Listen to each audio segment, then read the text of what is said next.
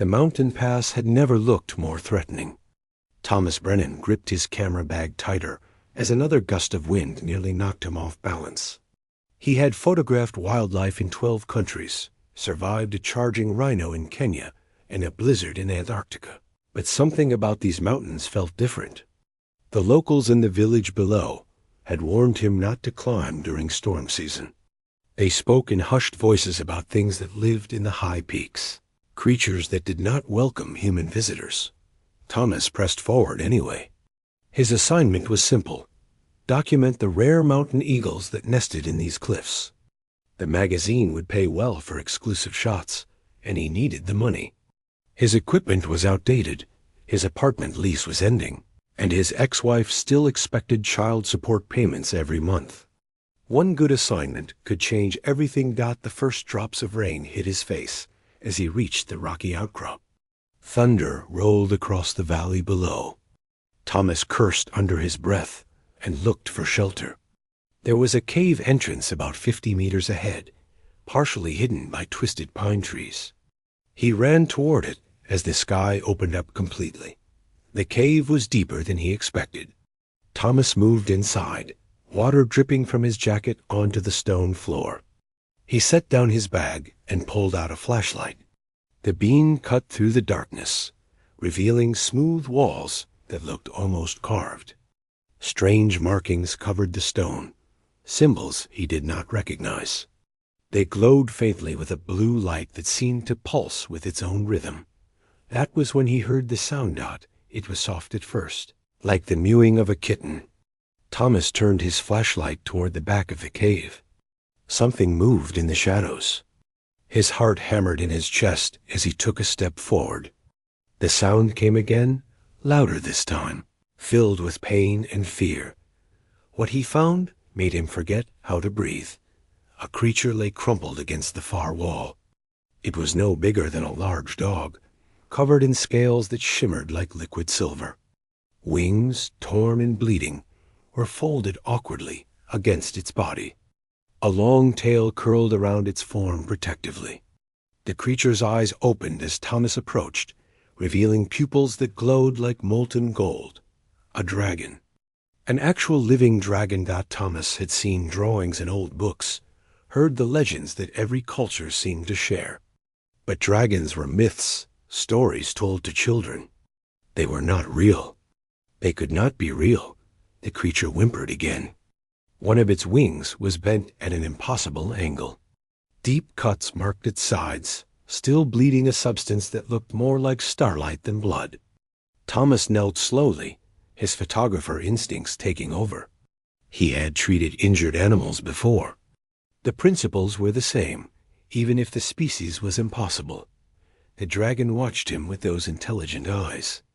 Thomas could see the calculation there, the assessment of threat. It was scared, but not attacking. That was a good sign. He spoke softly as he moved closer. The words did not matter, just the tone. He had learned that with injured wolves in Alaska. Voice first, then action. Build trust in seconds when seconds were all you had. The dragon's breathing was rapid and shallow. Thomas examined the wounds without touching. The wing would need support. The cuts needed to be cleaned. He pulled out his first aid kit, the same one he carried for his own injuries on assignments. Bandages, antiseptic, pain medication meant for humans. It would have to be enough. Working on the dragon felt surreal. Its scales were warm under his hands, warmer than any reptile should be. When he cleaned the wounds, the creature hissed but did not pull away. It seemed to understand that he was helping. Thomas splinted the broken wing using tent poles from his bag and wrapped it carefully with medical tape. The storm raged outside for hours. Thomas sat with the dragon as darkness fell, sharing his emergency rations. The creature sniffed the protein bars suspiciously before taking small bites. It ate with delicate movements, nothing like the savage beasts from stories. This was a thinking being, as aware and conscious as any person.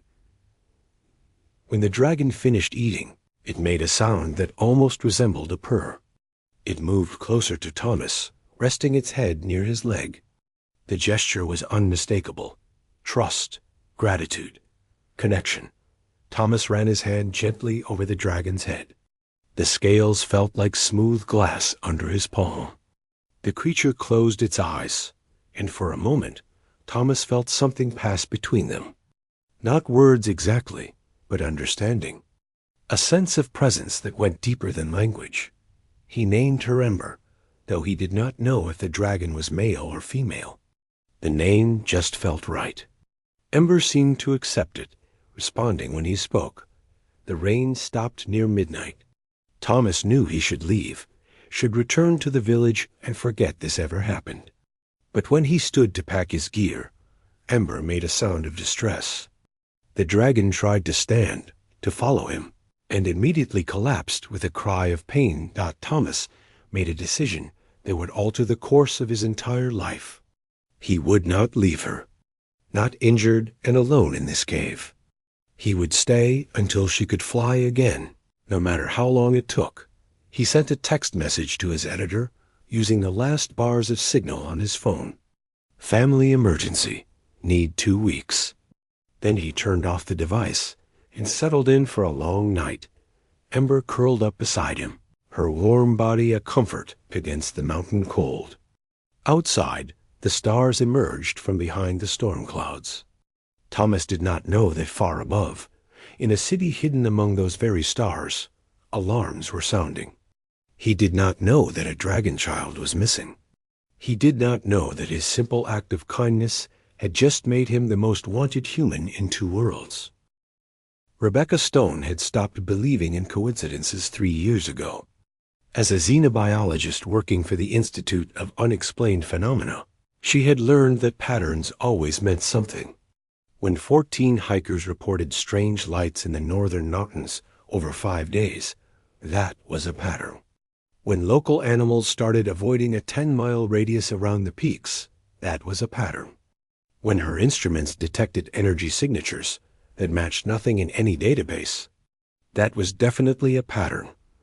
She made the drive from the city research facility to the mountain village in under 4 hours, pushing her old truck harder than she should have. Her colleague, an enthusiastic but inexperienced intern named Daniel, sat in the passenger seat reviewing their equipment checklist. The village elder, a weathered woman named Mrs. Chun, met them at the small inn. She looked worried, her eyes constantly darting to the mountains. "Something has changed up there," she said. "The animals know it.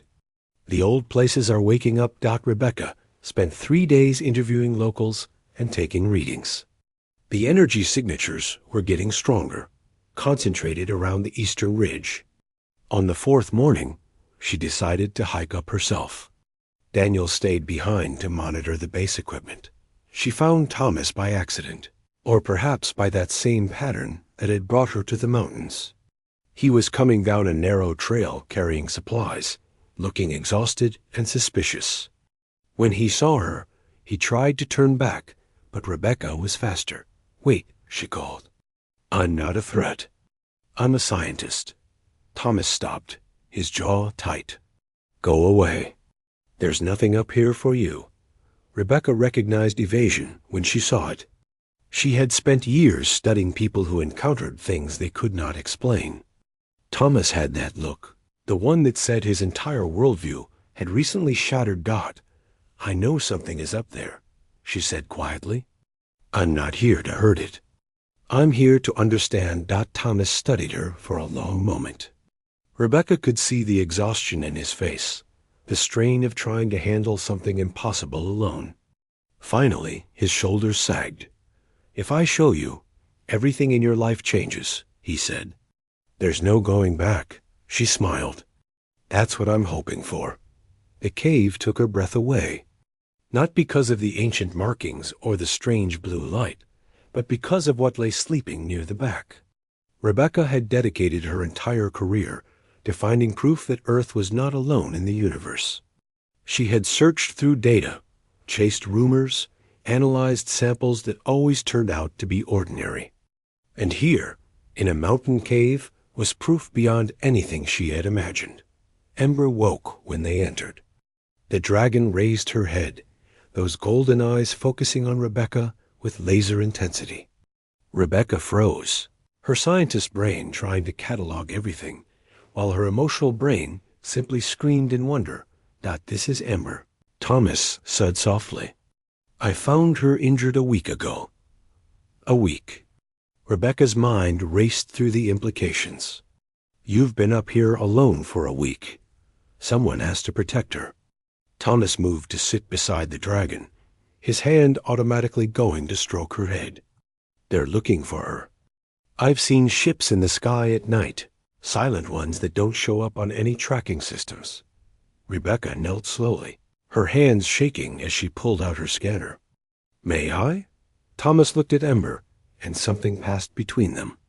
The dragon made a soft chirping sound. Rebecca took that as permission. The readings were extraordinary. Ember's body temperature fluctuated based on emotion. Her scales conducted energy in ways that defied physics, and her brain activity showed patterns of complex thought, possibly even language processing. This was not just an animal. This was a sentient being. We need to protect her, Rebecca said. But we also need to understand what we're dealing with. Where did she come from? Who's looking for her? As if in answer, the blue symbols on the cave walls suddenly flared brighter. Ember stood abruptly, her head tilted as if listening to something only she could hear. She made a sound that Rebecca's scanner could not classify, something between a song and a warning. Thomas grabbed his binoculars and moved to the cave entrance. 3 ships descended from the clouds, sleek and dark. They moved in formation, clearly searching the mountain range below. They're getting closer, Thomas said. We can't stay here.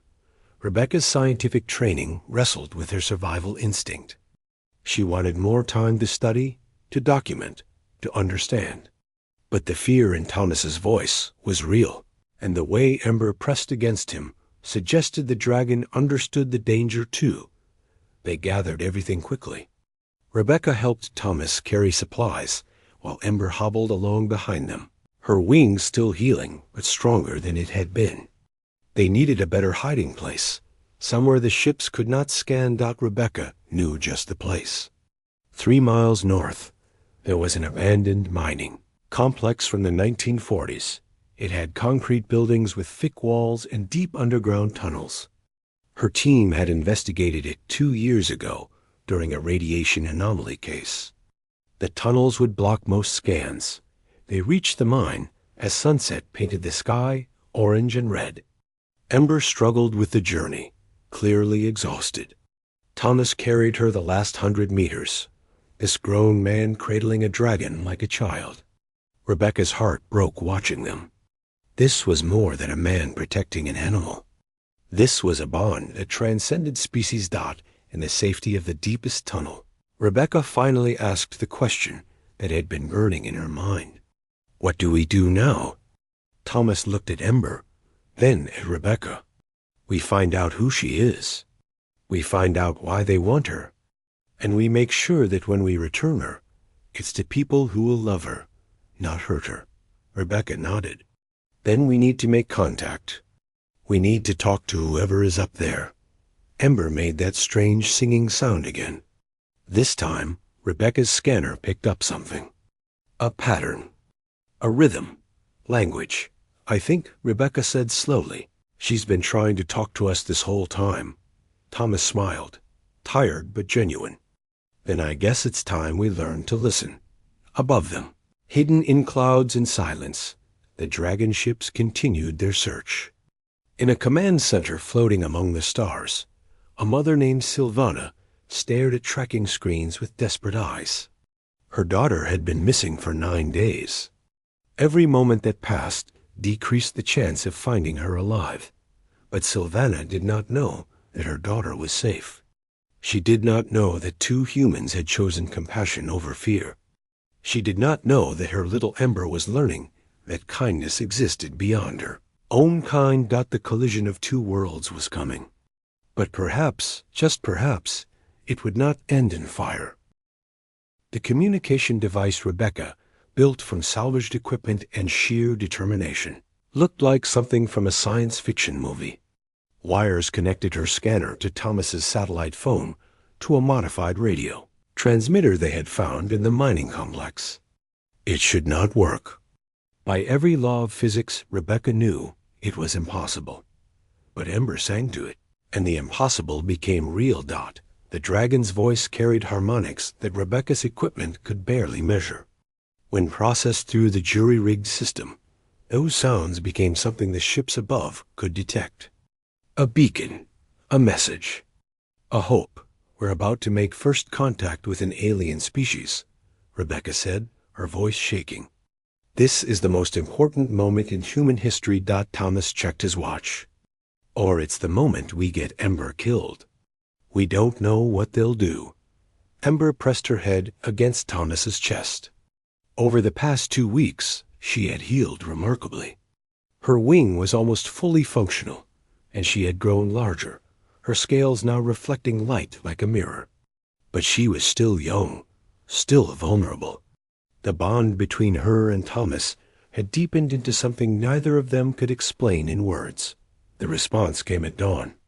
3 ships descended from the morning sky and landed in the clearing outside the mine. They made no sound, their hulls reflecting the sunlight in patterns that hurt to look at directly.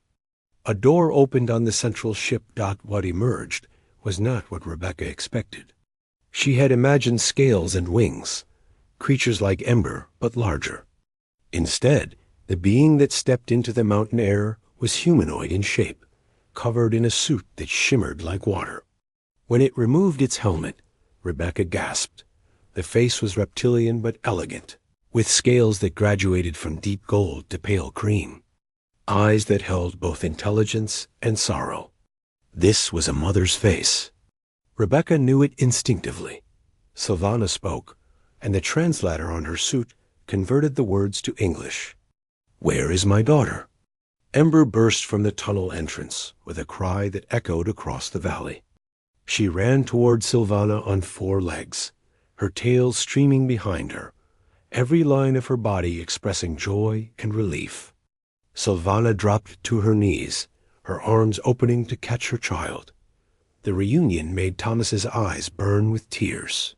He thought of his own daughter, whom he had not seen in 3 months. He thought of what it would feel like to have her missing, to fear she was dead. He stepped forward slowly, Rebecca beside him. Sylvana looked up as they approached. Her eyes narrowed, her body shifting to place herself between the humans and Ember. The translator crackled when she spoke. "You took her. You stole my child." Thomas raised his hands, palms open. "No. I found her injured in a cave during a storm. I helped her heal. I protected her. Protected?" Sylvana stood, fury radiating from her. "You kept her from her people, from her mother. Do you know what I have endured? 9 days of searching, of fearing every moment that she was dead. And all that time, you kept her hidden." Rebecca stepped forward, her voice calm but firm. "We saved her life. She was dying when Thomas found her. We gave her food, shelter, medical care. We kept her safe from something that was hunting these mountains." Sylvana's anger faltered. "Hunting?" Thomas pulled out his camera, showing her the photographs he had taken. "Ships that were not yours. They came 3 times in the night, scanning with weapons active. We hid Ember in places they could not find. We risked our lives to keep her safe." Sylvana studied the images. Her expression changed, cycling through shock and understanding and something that looked like horror. She spoke rapidly into a communication device on her wrist. The other ships immediately went on alert, their weapon systems activating. "Those are not our ships," Sylvana said. "Those are hunters. They track young dragons who wander too far from protected space. They sell them to collectors across the galaxy." Rebecca felt sick. "We had no idea. Of course, you did not." Sylvana's voice softened. "You are humans. You should not even know we exist. Our treaty with your species leadership forbids contact. And yet you helped my daughter anyway." Ember had been watching the exchange, her head moving between her mother and Thomas. She made a sound, complex and urgent. Sylvana listened, and her expression transformed again. "She says you sang to her. She says you shared your food even when you had little. She says the female studied her with kind hands and gentle questions. She says you are packmates." Thomas smiled through his tears. "She's amazing.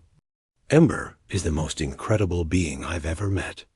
Sending her home is breaking my heart, but I know she needs to be with her own kind." With her family, Sylvana walked toward Thomas. She stood before him, this alien mother studying this human man. Then she did something that shocked everyone. She placed her hand over his heart. "In my culture, when someone saves a child's life, they become blood of that child's family. You are now my son in spirit. You are Ember's brother in bond.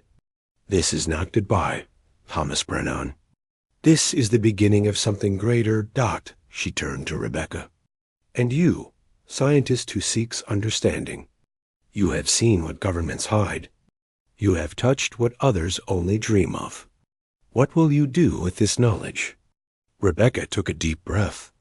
"I will protect it. I will protect you.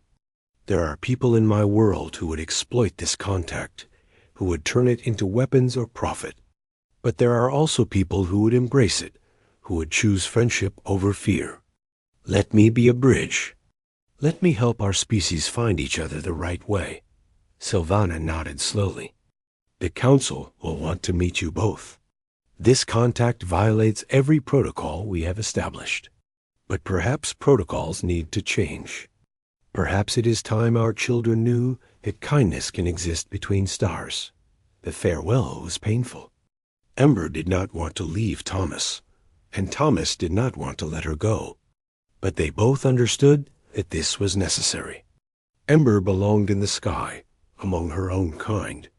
Thomas belonged on the ground, in his world of cameras and stories. But as Sylvana's ship lifted into the morning light, Ember pressed against the viewing window. Thomas stood in the clearing, his hand raised. They held each other's gaze until the ship disappeared into the clouds. Rebecca put her arm around his shoulders. "She'll come back. You know she will." Thomas nodded. "And when she does, we'll be ready. We'll have built something better. A world where dragons and humans don't have to hide from each other." 6 months later, Rebecca stood before the United Nations, presenting evidence that changed humanity's understanding of its place in the universe. Thomas's photographs appeared on screens worldwide, showing the beauty and intelligence of species beyond Earth. And in the mountains where it all began, a new research station was being built, designed by humans and dragons working together. Ember returned on the first day of spring. She was larger now, her wings powerful enough to carry her across continents. She landed in the clearing where Thomas waited, and when they embraced, the cameras captured an image that would define a generation. The future was uncertain. There would be those who feared the change, who wanted to weaponize the contact or deny it entirely. But there would also be those who chose wonder over fear, who saw possibility instead of threat. Thomas looked at the sky every night now, knowing he was not alone. Somewhere among those stars, a civilization was looking back, equally curious, equally hopeful. And between the two worlds, a bond had formed that nothing could break. A brave man had found an abandoned dragon, and in choosing compassion over fear, he had changed the fate of two worlds forever. The story was just beginning.